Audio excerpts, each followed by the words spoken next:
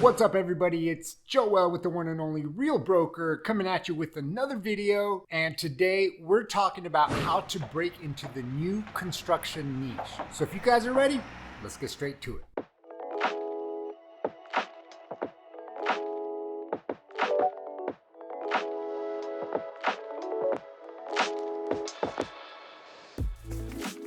So over the last year, I've been fortunate enough to work with a handful of custom builders in spec homes, custom builds, and even working on some new community development projects. And I've definitely, acquired a lot of knowledge when it comes to working with these different builders and, working with different types of land.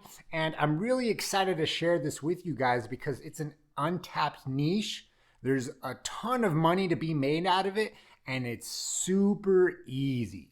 So you got to understand, when it comes to new builds, there are different kind of builders. Now, for this video in specific, we're not going to be talking about the large national builders like Pulte Homes or Mungo Homes or Village Park Homes or Farino or anything like that. We're going to be talking about specifically local builders, which are typically a little bit smaller, and they range from anywhere of, one or two deals a year to, doing 10, 15 homes every single year, just depending on the size of the operation of the builder. And one of the important things for you is to figure out each builder and, what their business model looks like. So really you have two parts of it, right? One, you have to have a piece of land to build on it, right? And then you have to have somebody to build it. So let's start off with the land piece. Now, there's a lot of different types of land, and we're going to be talking about specifically lots that are already in communities or they're already in subdivisions, and somebody owns this lot and they're looking to possibly build on it. Compared to a larger piece of raw land where you have to figure out different things like wetlands, you have to have different studies, on the biology, you have to figure out sewer, you have to fill out utilities, surveys, you have to talk to, engineers, and, that's a little bit more complex, even though it's pretty easy when you look at it. But we're going to be talking about specifically, land that's already in subdivisions, the sewer is there, it's buildable, and you already have something good to work with. Now, the very first step in breaking into the new construction game is you have to have conversations with landowners who might potentially have plans on building on their lot or even selling it. Both can be very advantageous. My actual first new construction deal came from me listing a lot. I didn't really want to do it. The lot didn't even sell, but what happened was I met a couple of builders. One in specific reached out to me. I didn't even have to reach out to them. And we created this relationship, and a couple months later, I knew a client who was looking to build, and I referred it to them, and they gave me a small referral fee of 3%. Now, just a little side note, whenever you get a really good relationship with these builders, such as this one, and you send them referrals over and over, they offer you 4, 5, and even 6% of a new construction. So the very first thing, of course, like I mentioned, is you have to have conversations with these landowners and you have to see if they have any plans. So you have to get a list of lots that have not been built on. Okay, and there's, a dozen different methods of getting these owners' informations, getting their phone numbers, all that good stuff. We're going to focus on that on another video. Let's stick to step by step on how to actually make this happen, right? So you have a list of different property owners who have land in different types of communities, and it's very simple, right? You have to do one thing, and it's the same as any other niche, right? So if you think about FSBOs or expireds or absentee owners or circle prospecting or probate leads, it all starts with a phone call, right? So you have to call these owners and you have to simply ask them if they have any real estate plans, right? There's no specific script. There's no magic words, right? Just like anything else in sales, it's a numbers game, right? A majority of them are not going to be interested. Some of them are already going to be built on. Some of them are just holding on to that piece of land just so that way they can be part of the community and take advantage of their amenities. And then, of course, naturally, you're going to run into people who want to sell the land, or you're going to run into people who do have plans of building and don't have a builder that they're already connected with. So talk to property owners, right? Talk to these landowners, ask to see if they have any real estate goals or plans, and then it's just your job to help them accomplish those goals, just like anybody else, right? So let's say you're calling this list of land and you come across somebody who doesn't want to sell their land, but they do want to build on it. Okay, so we have the first piece covered, right? We have land and we have someone who wants to build on it. Now, what do you do next? Well, now you have to go out and you have to find a builder, okay? So just as we did with the land lots and the owner information, you have to do the same thing with the builders. You have to get different builders in your area. You have to get a list of their names. You have to call them. And, the conversation is super easy because, first of all, realtors aren't calling them. Second of all, you're offering them business. So it's a fairly easy conversation. And they're also professionals, so they're not going to hang up the phone on you or cuss you out or anything silly like those expireds that every other realtor is calling. So when you're calling these builders, you have to really try to figure out what their business model is and how they function. So for example, I have a handful of builders who only work by referral, right? So if I know somebody in specific, I'm calling this list of land owners, and there's an owner who does want to build, whether, they're starting off the process or they're close to the end of the process, they already have, architectural plans, all that good stuff, right?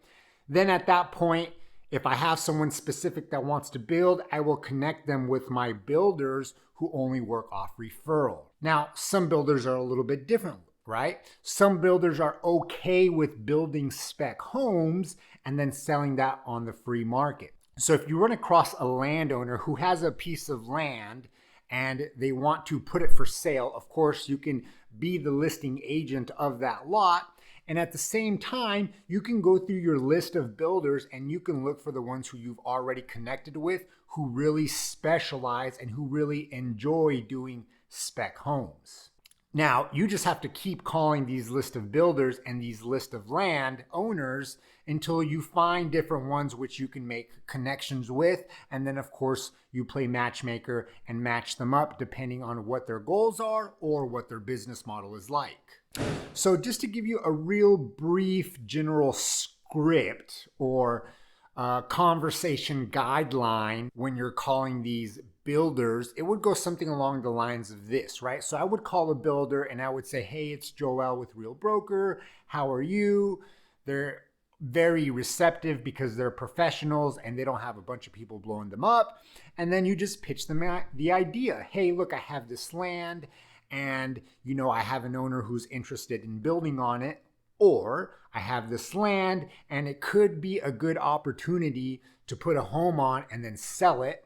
So I wanted to give you a call and learn a little bit more about yourself and your business model and how I could possibly send you referrals or how I could possibly help you locate deals.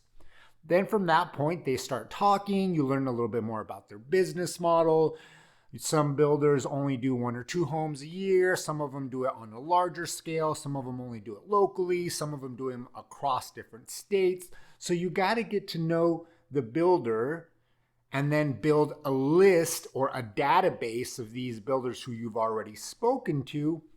So that way, when you're making cold calls on landowners, you automatically know, right? So for example, the other day I called an expired listing. It was a lot. And instead of me pitching him on trying to put the lot back on the free market, I asked him what his plans were. He was looking to build, but he didn't really have a builder picked out. So I asked him basic questions, do you already have plans? What's the size of the home that you're looking to build? Did these other builders already give you a price? What were they looking at per square foot? When hiring a builder, what's important to you? Obviously price, but is there anything else in specific that you're looking for in a builder? And after having a conversation for about 5 minutes with this expired, I automatically knew off the top of my head a handful of different builders that might be a good fit for him. So voila, I called my builders. I found one in specific who were already doing another deal, and it just happens to be an oceanfront deal. And he happens to be doing a new construction for somebody else in the same community as the expired that I called. So it was a perfect fit because he's already in the community. He's already went through the process and understands what it takes, in order to get a project going in that development. And it was a great connection. And I've already been working with this builder on a few projects, so I'm not going to get 3%. I'm going to get a full 6% on this one listing. And it's not even really a listing, right? Because they're building it for the end consumer. You just get the referral fee of, 3, 6, 4, 5%, whatever it might be. And guys, this only took me literally 30 minutes of my life. No joke. 30 minutes, and that might even be stretching it. Okay, I called the expired. I had a 5-minute conversation. I figured out what he wanted. I knew my builder already. Now, of course, at the beginning, you're gonna have to cold call these builders and start building relationships with them, but I've already done that. So I already had someone in specific in mind. I called them, told them the details. I exchanged their phone numbers. They had a conversation, and it took me a maximum of 30 minutes. They already have something in place. This guy is building $1 million home, and I get 6% off it with 30 minutes of work. So to summarize everything, get a list of landowners, call them, and ask them what their real estate plans are. If they're looking to sell the lot, take the listing and put it for sale, right? Now you have people calling you about the lot who might want to build, and at the same time you can start cold calling these builders and start pitching them the idea of the lot that you have and starting to get to see what their business model is and how they function. So call the landowners, call the builders, build up a database, and then from there start building relationships, and everything else starts to happen. Now, there are a lot of other intricacies and nuances that come along the way, but you're going to figure that stuff out, because finding people who want to build and finding the person who is willing to do the build are the two major parts. And once you have that covered, everything else is super easy. So there you guys have it. That's how I broke into the new construction game. I had a lot that was for sale. I didn't even want to do it, and some builder called me off it. Later on, I had a referral for him, and then I had another referral for him. And then, through the grapevines, I started calling land that's a lot larger, raw land. And then now I'm working on things that are 3, 4, 5, 10, 15 acres. And the process is the same, right? You call these builders and you figure out what their business model is. Some of them are going to have the capacity to do larger scale community projects, and some of them prefer not to. So there you guys got it. Get on the phone, call these landowners, super easy conversation. Call these builders, super easy conversation, but you have to work it, and you have to work it consistently, just like any other lead source. Joel with Real Broker. If you guys want to talk a little bit more in depth about this in specific, or you want to know what it's like to work with myself over at Real Broker, whether it's as a team member or a partner, hit me up anytime. Until next.